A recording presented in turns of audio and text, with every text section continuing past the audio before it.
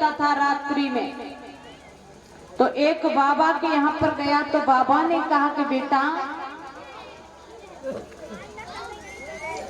तुम कहाँ आए हो, कहाँ जाना चाहते हो? तो उसने कहा हम चोरी करने जा रहे हैं।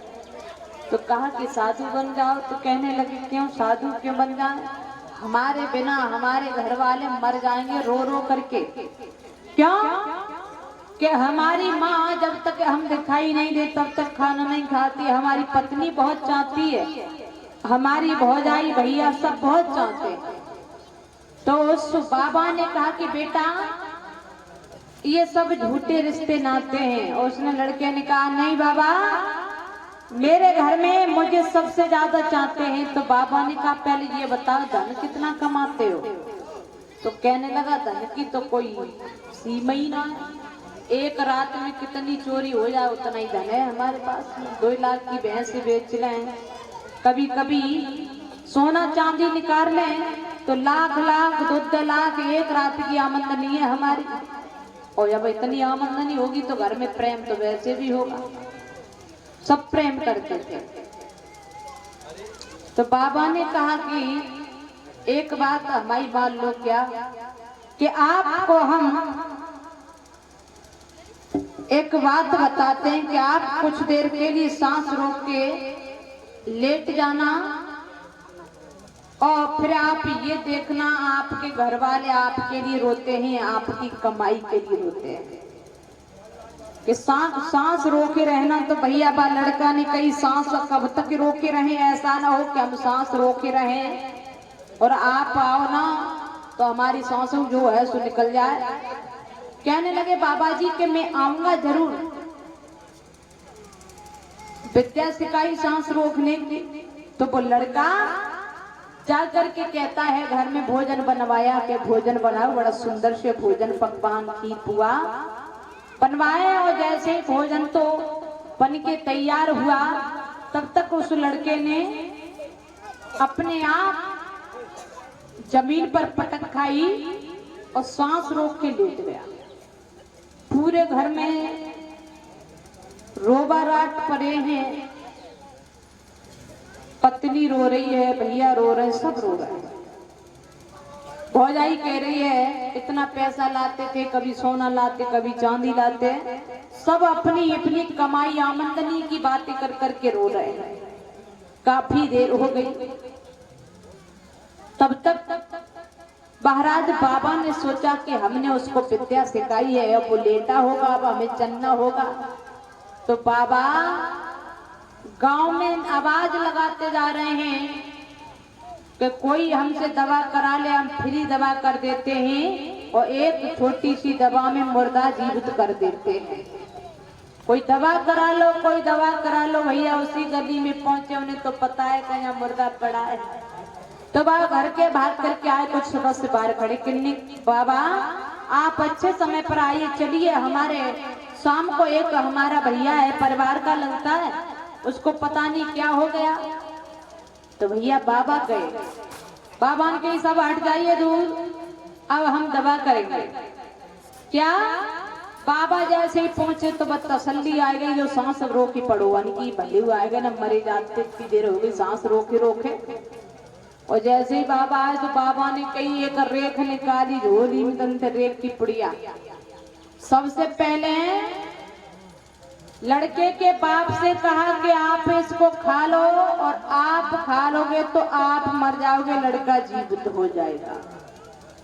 बाप ने कही बिल्कुल नहीं, हमारी टुकरिया की देखभाल को करे। और जैसे ही माता जी से कहा कि तुम खा लो, तुम्हारा पुत्र जीवित हो जाएगा, तुम्हें तो एक ना है, 1-2 साल बाद मरना ही मरना है।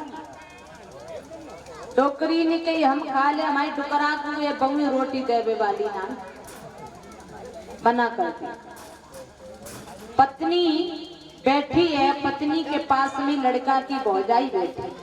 जवाब दिया बाबा ने कि तुम खा लो, लड़का की भाभी हो ना? बोली हाँ हाँ भाभी है।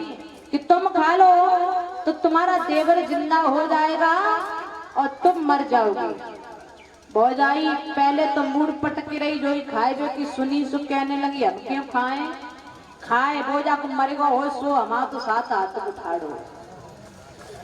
भौजाई ने मना कर दिया, आया पत्नी पर नंबर, तो पत्नी से कहा कि तुम खा लो तुम्हारे पति जिंदा हो जाएंगे। तो पत्नी ने कहा कि हम खा लें और पति जिंदा हो जाएंगे तो हमें फायदा क्या रहेगा, पति का सुख क्या रहेगा, तो ये दूसरी ब्याह कर लेंगे, हमें क्या मतलब मिलेगा इस दिन से।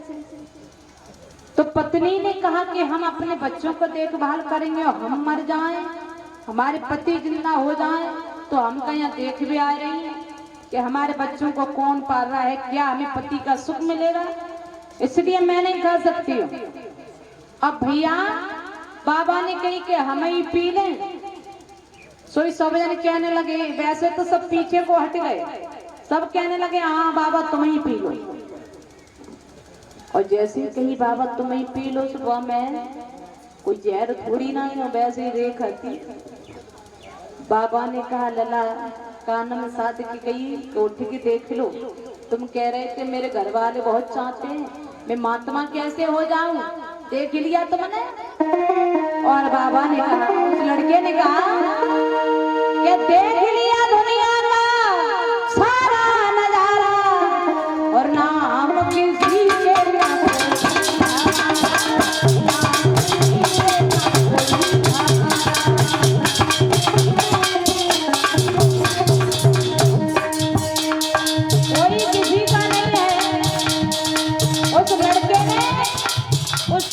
घर को त्याग दिया और साधु बन के महात्माओं की शरण में रह गया।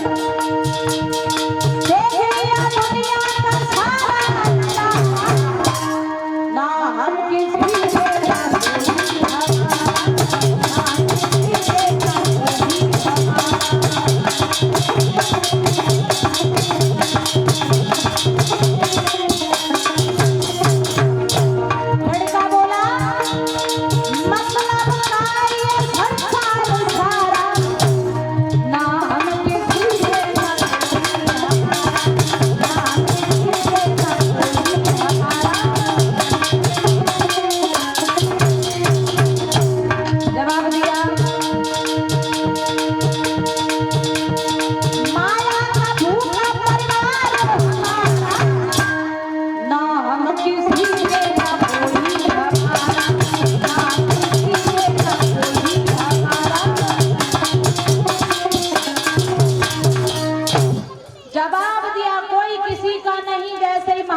परीक्षा ले पाई।